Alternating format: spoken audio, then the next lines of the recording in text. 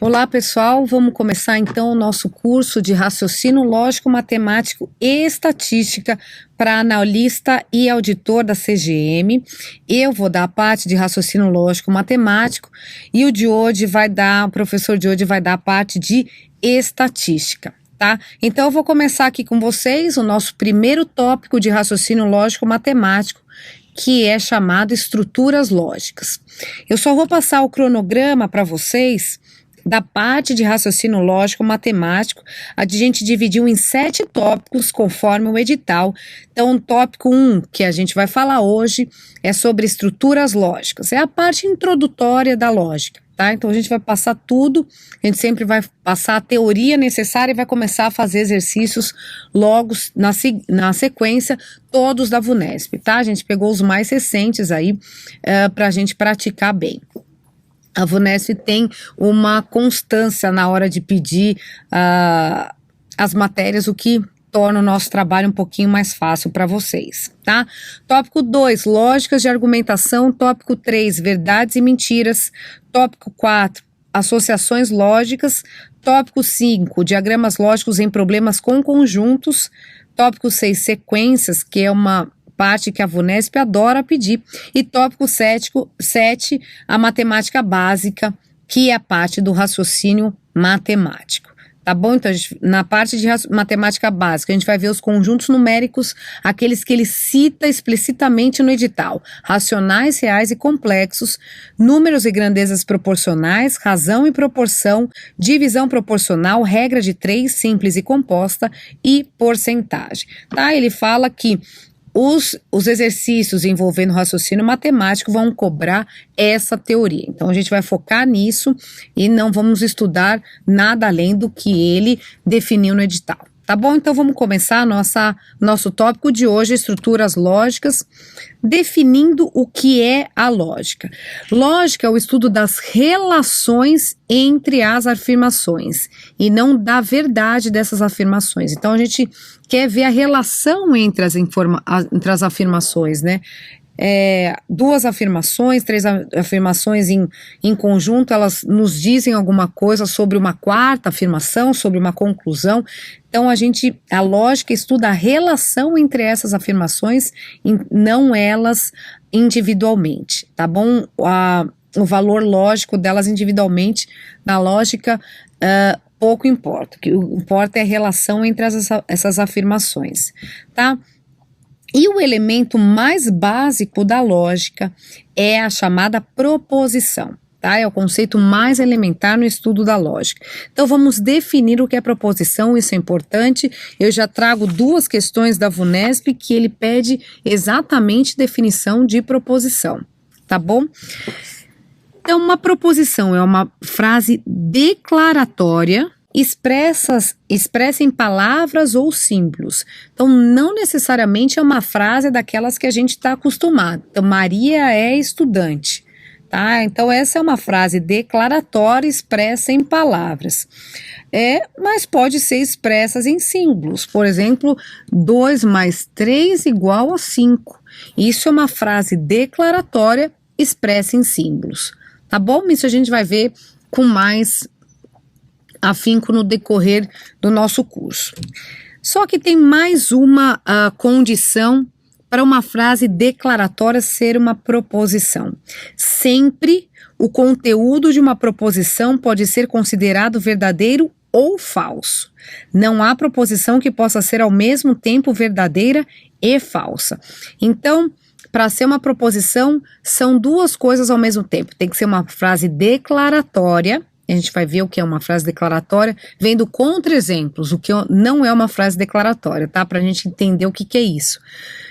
E o conteúdo dela pode ser verdadeiro ou falso. A gente consegue saber se é verdadeiro ou falso, tá? Nunca os 2 valores lógicos ao mesmo tempo. E a combinação dessas 2 condições é dita que essa afirmação é uma sentença fechada, tá? Então tá bom. Agora vamos ver alguns contra-exemplos do que não é uma proposição para ficar mais claro na nossa cabeça o que é uma proposição. Vamos lá. Não são proposições. Letra A, sentenças abertas. que é uma sentença aberta? É quando o valor lógico depende do valor ou do nome atribuído à variável. Então, vai ter uma variável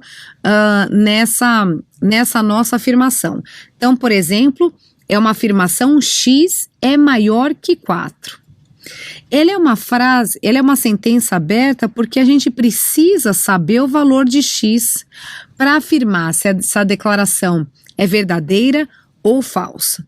Dessa maneira, a gente não consegue saber se ela é verdadeira ou falsa, pelo fato da gente não saber o valor lógico dessa sentença, sem saber o valor lógico da variável, sem saber o valor da variável, por isso ela é dita sentença aberta, tá bom? Então, por exemplo, se x for igual a 5, essa sentença é verdadeira. Se x for igual a 3, essa sentença é falsa. Então, como o valor lógico da sentença depende do valor de x, a gente não consegue atribuir o valor lógico a essa sentença, por isso é dita sentença aberta e por isso não é uma proposição. Porque numa proposição sempre a gente consegue dar um valor lógico a ela. Y é a capital do Rio. Perdão, Y é a capital do Rio Grande do Sul. Isso daqui eu coloquei como exemplo porque a gente sempre acha que variável é um número, né? Mas a variável pode ser, por exemplo, uma capital aqui, né? O nome de uma cidade. Então, Y é a capital do Rio Grande do Sul.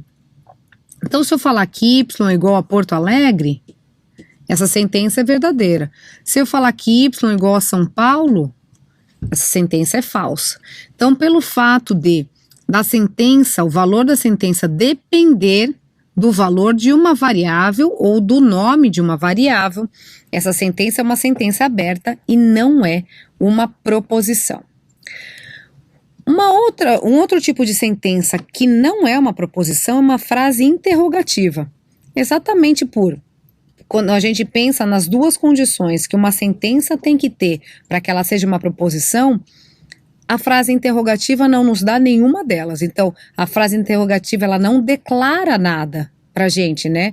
Ela exprime uma dúvida. Então, ela não declara nada para a gente. E a gente também não sabe o valor dessa sentença. Então, por exemplo, há quanto tempo você estuda para concurso? Eu não consigo. Ela me exprime uma dúvida, não declara nada, e eu não sei o valor lógico dessa sentença. Tá bom? Frases exclamativas também não são proposições, porque ela exprime um sentimento, né, do interlocutor no momento que ele fala essa sentença, né, que ele escreve essa sentença, por exemplo. Então, por isso eu não consigo falar se é verdadeiro ou falso. Raciocínio lógico é muito legal, né, isso daqui está exprimindo um sentimento e não está declarando nada pra gente, tá bom? Frases imperativas é aquelas que a gente manda fazer alguma coisa, né, ou a gente recebe alguma ordem. Então, pelo fato de ser uma frase, uma sentença que exprime uma ordem, isso não é declarativa e eu não consigo saber o valor lógico dessa sentença. Frases optativas, né, a gente dá uma opção para a pessoa. Então, exemplo, vá pela sombra. Exatamente igual às anteriores, essa frase não é declarativa, ela é uma frase optativa. Eu dou uma opção para a pessoa e ela pode seguir ou não. Então, pelo fato de ela ter essa característica, eu não consigo dizer o valor lógico dessa sentença e por isso ela não é uma proposição. E frases sem verbo. Frases sem verbos também não são proposições, né? Porque elas não são frases declarativos. Caderno amarelo. Eu não sei, eu não consigo exprimir um valor lógico para isso, né? Isso daqui é uma característica do caderno. Agora, se estivesse escrito o caderno é amarelo, aí sim eu conseguiria falar se isso é verdadeiro ou falso, dado se tiver um caderno aqui na minha frente, eu estiver falando sobre aquele caderno. Tá bom? Então, esse daqui já seria uma proposição. Uma frase sem verbo não é uma proposição, porque ela não é declarativa e porque eu não consigo dar um valor lógico a ela, certo? E a gente tem dois tipos de proposições. Uma proposição simples, que são afirmações e que tem sujeito e verbo, tá? No mínimo sujeito e verbo. Aqui, por exemplo, tem sujeito, verbo e predicado, tá? Exemplo, Ricardo é advogado. Agora vamos ver um exemplo de uma proposição composta, que é formada por duas ou mais proposições simples ligadas por conectivos, a gente chama isso daqui de conectivos lógicos, né? A gente está estudando a lógica, então isso é dito conectivo lógico. Então vamos pegar um exemplo, Ricardo é advogado e seu pai é médico. Então essa é a proposição simples 1 e essa é a proposição simples 2, né? Sujeito, verbo e predicado. Aqui é a mesma coisa, sujeito, verbo e predicado. Ligadas por um conectivo, nesse caso é o conectivo e, tá? Então, essa é a diferença da proposição simples e da proposição composta. É claro que os concursos públicos, a VUNESP, vai olhar a proposição composta porque é onde tem toda a dificuldade da lógica. A dificuldade é modo de dizer, tá? Eu encaro como uma teoria bastante simples pelo que as bancas demandam em concurso público. Tá bom? Agora vamos ver os conectivos lógicos, que são elementos importantíssimos dentro da lógica. Existem N conectivos lógicos, mas tem aqueles mais importantes que estão todos nessa tabelinha aqui. Então, um conectivo lógico importante é o não, tá? Ele tem essa simbologia desse tiozinho, ou também ele pode aparecer desse formato, um L deitado, tá? Um exemplo é eu não toco guitarra, tá? Então o conectivo a negação, conectivo lógico não, ele sempre vai aparecer negando o verbo, tá? Eu não toco guitarra. Um outro importantíssimo é o conectivo lógico e, a simbologia dele é o chapeuzinho para baixo e ele também é dito conjunção. Um exemplo a gente viu no slide passado. Eu estudei e fui aprovado. No slide passado falava Ricardo é advogado e seu pai é médico. Então o conectivo lógico usado lá era a conjunção, que é o e. Certo. Outro que é importante, o ou, o símbolo é o chapeuzinho para cima para lembrar, né? O chapeuzinho para cima lembra o u do ou. Então o chapeuzinho para cima é o ou, tá? Pra gente lembrar, lembra que o chapeuzinho para cima lembra o U. É dito disjunção,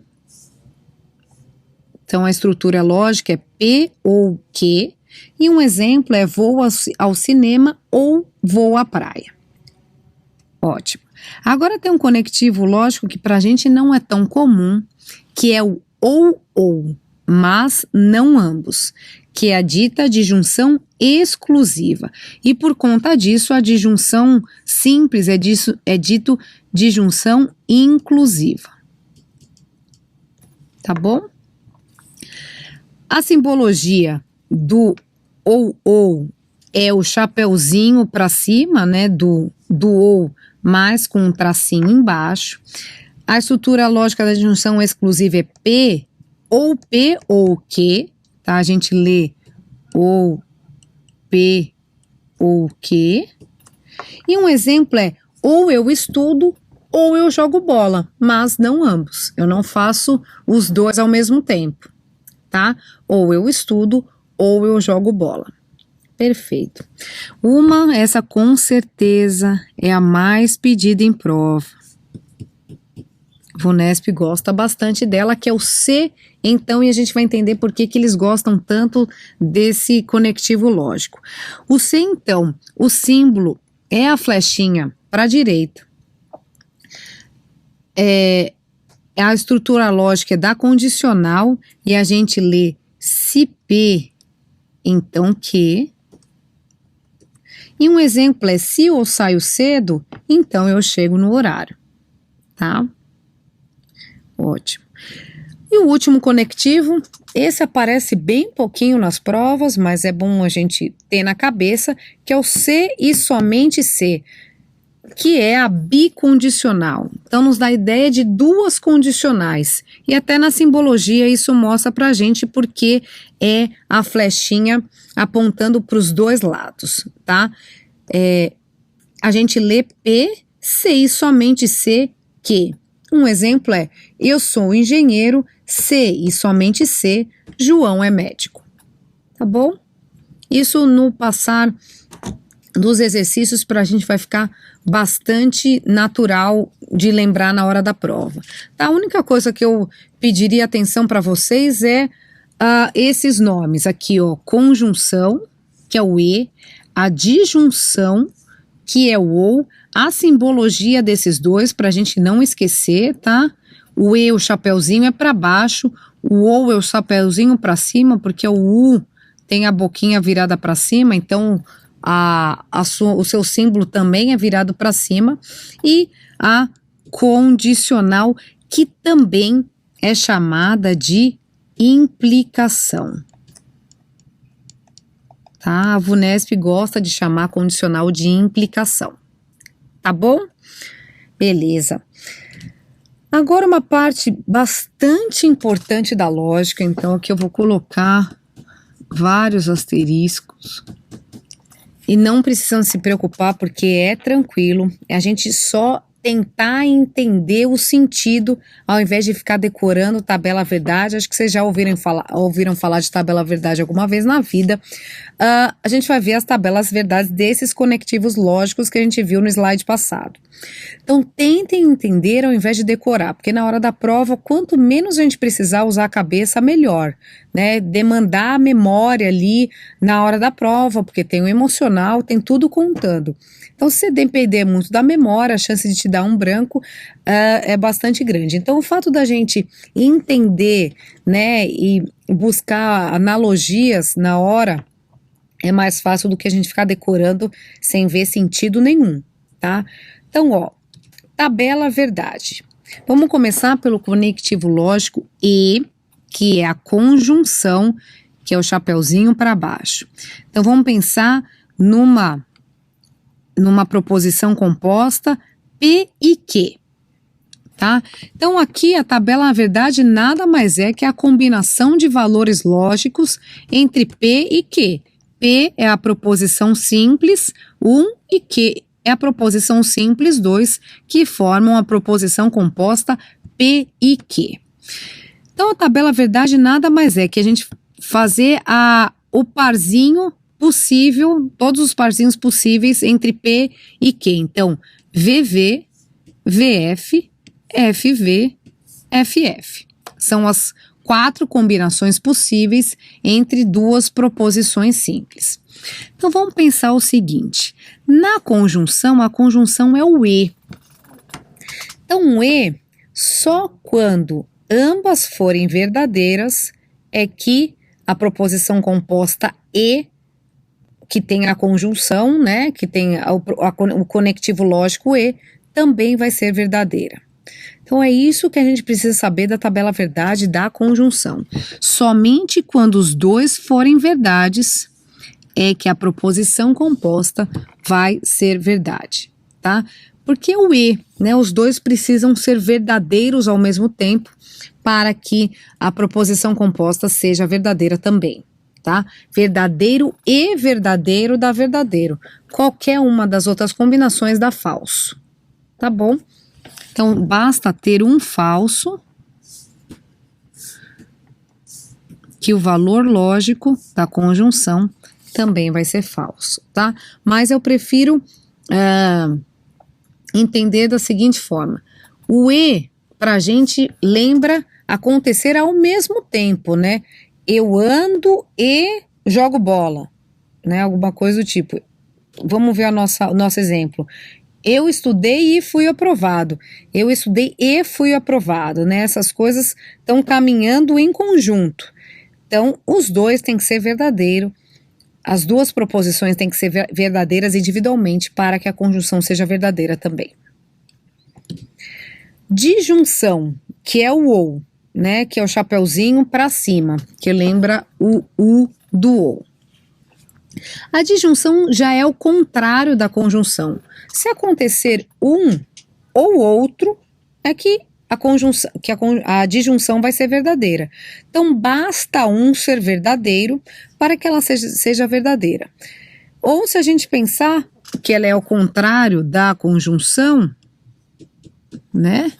Só quando ambas forem falsos é que ela vai ser falsa. Como é um ou outro, se uma for verdadeira, já basta para que a disjunção seja verdadeira. Somente quando as duas forem falsas ao mesmo tempo é que ela vai ser falsa. Exatamente por ela ser ou um ou outro. Tá certo. A disjunção exclusiva, que é o ou, mas não ambos. Como? Né, até ele dá uma diquinha aqui pra gente. Como é mas não ambos? Vamos pensar que a tabela verdade da disjunção exclusiva, ela vai ser verdadeira quando as duas proposições tiverem valores lógicos invertidos. Então, ó, quando aqui for verdadeiro e aqui for falso, ela vai ser verdadeira.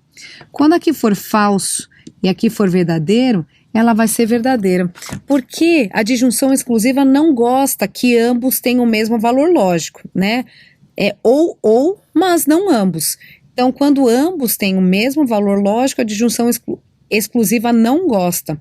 Ela gosta quando um tem um valor lógico e o outro tem um valor lógico. Ela não gosta que ambos andem no mesmo caminho, tá? Então, por isso, quando as duas proposições têm valores lógicos contrários, é que ela vai ser verdadeira. Tá bom? Vamos para condicional, ou também, como a VUNESP chama, implicação, que é o C, então.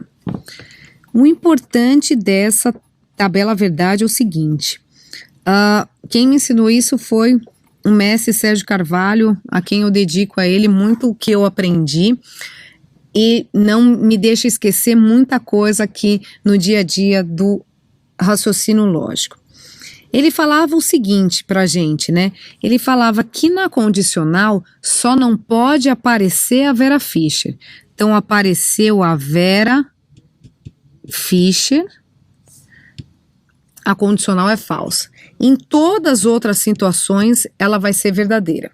E tem que ser nessa ordem, tem que aparecer a Vera e a Fischer. Se aparecer Fischer e a Vera, ou se aparecer Fischer e Vera, dá certo, dá verdadeiro. Então, na condicional, lembrem, não pode aparecer a Vera Fischer. Quando aparece a Vera Fischer, quando aparece o V no antecedente da condicional e o F na parte posterior da condicional, isso dá falso, tá? Porque apareceu o V na primeira parte da condicional e o F na segunda parte da condicional, então isso dá falso, tá? Então lembrem-se disso daqui, Vera Fischer, nessa ordem, Vera Fischer, tá bom? Todo o resto é verdadeiro. A bicondicional, ela é o contrário da disjunção exclusiva. A bicondicional já gosta que as duas partes da bicondicional andem no mesmo sentido, tá? Porque é C e somente C. Então, quando for V e V, ela vai ser verdadeira. Quando for F e F, ela vai ser verdadeira. Então, a bicondicional é o contrário da disjunção exclusiva. A disjunção exclusiva gosta que as duas partes tenham valores distintos, né? Ela não gosta quando ambas as proposições estão indo no mesmo sentido. A bicondicional, ela já gosta que as duas estejam no mesmo sentido. Então, quando for V, V vai ser verdadeiro. Quando for F, F também vai ser verdadeiro. Em todos os outros casos, vai ser falso, tá? A bicondicional gosta que as duas tenham o mesmo valor lógico, certo? É o contrário da disjunção exclusiva. E aquela mais simples de todas é a negação, que é o não, que é simbolizado pelo tio ou por esse Lzinho caído aqui. ela vai ter exatamente o valor lógico contrário do que a proposição simples. Então, se P for verdadeiro, não P vai ser falso. Se P for falso, não P vai ser verdadeiro. Vai ter exatamente o valor lógico contrário da proposição que a gente negou. Perfeito. Então, conhecendo tabela verdade, a gente já conhece metade da teoria de raciocínio lógico, tá bom? Então, eu peço atenção para vocês aqui nas tabelas verdades, tentem entender elas antes de sair decorando, tá? Eu tentei sinalizar aqui o que é mais importante. Então, no E, as duas têm que ter o valor lógico verdadeiro para que ela seja verdadeiro, a disjunção é o contrário, e assim vai. Então, aqui eu coloquei, para facilitar o estudo de vocês e ficar um resuminho, as conclusões da tabela verdade que a gente viu no slide passado. Então, na conjunção, que é o E, quando ambos forem verdadeiros, é que ela vai ser verdadeira, tá? Em todas as outras hipóteses, ela é falsa. O OU, que é o contrário do E, que é a disjunção, eu vou pensar o contrário, só quando ambos forem falsos é que ela vai ser falsa. Na disjunção exclusiva, que é o ou, mas não ambos, só lembrar dessa frase, mas não ambos. Ambos, as duas não podem ter o mesmo valor lógico, tá? Então, quando P e Q tiverem valores lógicos diferentes, é que ela é verdadeira. Ela gosta cada um para um lado, tá? Um V, um F, ou um F, um V, para que ela seja verdadeira, tá? Na condicional ou na implicação, como a Vunesp gosta de falar, a gente pensa na Vera Fischer. Quando aparece a Vera Fischer, ela é falsa. Perdão, ela é falsa, tá? A condicional é falsa. E tem que aparecer nessa ordem. O antecedente é verdadeiro e a parte posterior da condicional é falsa, porque aparece a Vera Fischer, que daí a condicional é falsa. A bicondicional, ela é o contrário da disjunção exclusiva, tá? Então, na bicondicional, ela gosta que as duas partes tenham valores iguais, para que ela seja verdadeira, tá? Então, quando P e Q tiver valores iguais, é que ela é verdadeira. Tá bom? Então a gente fecha aqui essa aula, a gente já viu bastante parte da teoria, então se vocês perceberem, a complexidade da teoria não é muito grande e a gente vai começar a fazer, a gente vai ver mais uma partezinha de teoria que é tranquilinha para a gente já partir para os exercícios, tá? Então eu espero vocês na próxima aula.